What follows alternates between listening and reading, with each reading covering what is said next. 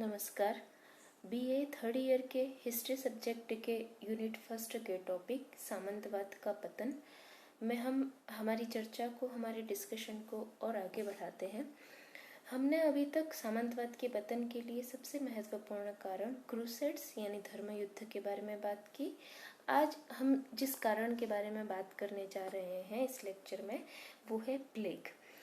14वीं शताब्दी में bubonic plague नाम की एक महामारी यूरोप और एशिया के महाद्वीपों में फैली और इस महामारी की वजह से बहुत सारे परिवर्तन यूरोप में देखे गए।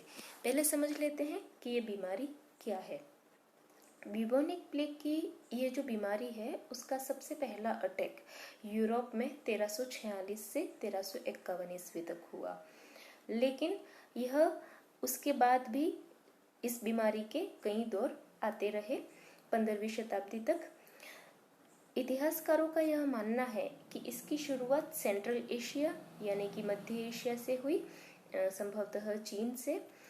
ये जो बीमारी है इसमें जो रोगी होता है उसको बहुत ज़्यादा फीवर आता है, वॉमिटिंग यानी कि उल्टियाँ होती हैं, कफ और स्नीजिंग यानी कि छींकों के बहुत सारे दौरे आते हैं उसको, और उसके शरीर पर जगह जगह पर सूजन आ जाती है। संभवतः ये जो सूजन आती है वो ब्लैक और ब्लू यानी कि काले नीले रंग की होती है और इसी वजह से इस बीमारी का नाम ब्लैक डेथ यानी कि काली मौत पड़ा। जो पर्सन इस बीमारी से इन्फेक्ट हो जाता है उसकी सामान्यतया कुछ समय बाद उस समय पर मृत्यु हो जाती थी। इस बीमारी का कारण क्या था? इस बीमारी का कारण हम देखते हैं इस मैप में, जैसा कि हम देख पा रहे हैं कि ये चीन से ये बीमारी जो है वो फैली थी और जो बैक्टीरिया इस बीमारी को फैलाने के लिए रिस्पॉन्सिबल है वो मक्खियों के द्वारा फैलता था। और ये जो मक्खियाँ होती थी जो कि उस बैक्टीरिया के वाहक हैं, वो इन्फेक्टेड रेट्स जो होते हैं, इन्फेक्टेड चूहे जो होते हैं, उनके शरीर पर जिंदा रहती थी। जैसा कि इस मैप में एक तरफ इमेज में आप एक चूहा और एक मक्खी को देख पा रहे हैं।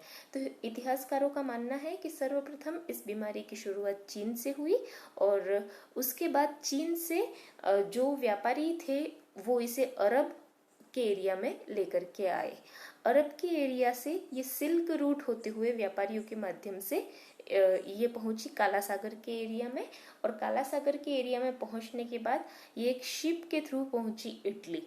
इटली में 1347 में पहुंचने के बाद यूरोप के अन्य भागों में इसका विस्तार हो गया और यह यहाँ तक कि जर्मनी और स्पेन, फ्रांस, इन एरियाज में तो फैली ही, अफ्रीका के भी उत्तरवर्ती भागों में फैली और यूरोप में भी इंग्लैंड तक ये पहुंची। मतलब लगभग एक तरीके से संपूर्ण यूरोप और एशिया का भी बहुत कुछ पार्ट, यूरोप और एशिया के महाद्वीपों में ये महामारी फैली और इसकी वजह से लगभग 20 से 30 मिलियन लोगों की मृत्यु यूरोप में 1400 ईस्वी तक हो गई थी। इस मैप में हम इस महामारी के 14वीं शताब्दी में इसके स्प्रेड को और अच्छे तरीके से समझ पा रहे हैं। सबसे पहले ये चाइना से 1330-1340 ईस्वी के आसपास पहुंची मध्य एशिया में, और फिर मध्य एशिया से यूरोप में 1346 से 1348 ईस्वी के आसपास पहुंची और उसके बाद इसका नॉर्थ अफ्रीका में और यूरोप के भी अन्य देशों तक इसका विस्तार हो गया। अब हम बात करते हैं इसका इम्पैक्ट क्या हुआ। इम्पैक्ट इसका ये था कि बहुत सारे लोगों की मृत्यु हुई। जैसा कि कहा कि 1400 ईस्वी तक यूरोप में ही 20 से 30 मिलियन लोगों की मृत्यु हो चुकी थी। हालांकि उस समय तक मेडिकल साइंस इतनी विकसित नहीं थी, तो इस वजह से इस बीमारी के कारण अलग अलग मान्यताएं मानी गई इस बीमारी के कारण के तौर पर। जैसा कि क्रिश्चियंस जो थे उन्होंने ये कहा कि ये प्लेग उनके पापों के लिए एक तरीके की सजा है, और मुस्लिम्स धर्म के जो अनुयायी थे उन्होंने इस प्लेग को अल्लाह में उनके विश्वास के टेस्टिंग यानी कि अल्लाह में उनका विश्वास कायम है या नहीं इस बात के परीक्षण के तौर पर देखा। हालांकि ये सभी मान्यताएं थी और इन मान्यताओं के बावजूद 20 से 30 मिलियन लोगों की मृत्यु जो है वो इस महामारी के कारण हुई। इस महामारी का प्रभाव क्या पड़ा? इस महामारी का प्रभाव ये पड़ा कि इस दौरान यूरोप की लगभग 1/3 पॉपुलेशन जो है वो खत्म हो गई और उस वजह से यूरोप के इकोनॉमिक और सोशल स्ट्रक्चर में बहुत ज़्यादा चेंजेस आए, जिसने सामंतवाद के पतन को बढ़ावा दिया। इस महामारी के कारण कुछ समय के लिए ट्रेड बिल्कुल डिक्लाइन हो गया, यानी कि व्यापार एक तरीके से बिल्कुल बंद हो गया, युद्ध स्टॉप हो गए, युद्ध रुक गए एक तरीके से, और जितने भी फ्यूडल लॉर्ड्स थे उनको अब लेबर का शॉर्टेज पड़ने लगा, क्योंकि लोगों की इतनी तादाद में मृत्यु हो गई कि लेबर करने के लिए कोई बचा ही नहीं। लेकिन जब इस महामारी से उबर करके वापस सामान्य दौर में यूरोप महाद्वीप का जीवन पहुंचा, तो तब तक इतने सारे पॉपुलेशन के लॉस के कारण जो लोग लेबर क्लास के तौर पे बचे हुए थे या जो लोग लेबर करना चाहते थे, उनकी संख्या इतनी कम थी कि अब उन्होंने फ्यूडल लॉर्ड से अधिक सैलरी की मांग कर दी, अधिक वेतन की मांग कर दी और अधिक अधिकारों की भी मांग कर दी, क्योंकि उनकी संख्या बहुत कम थी।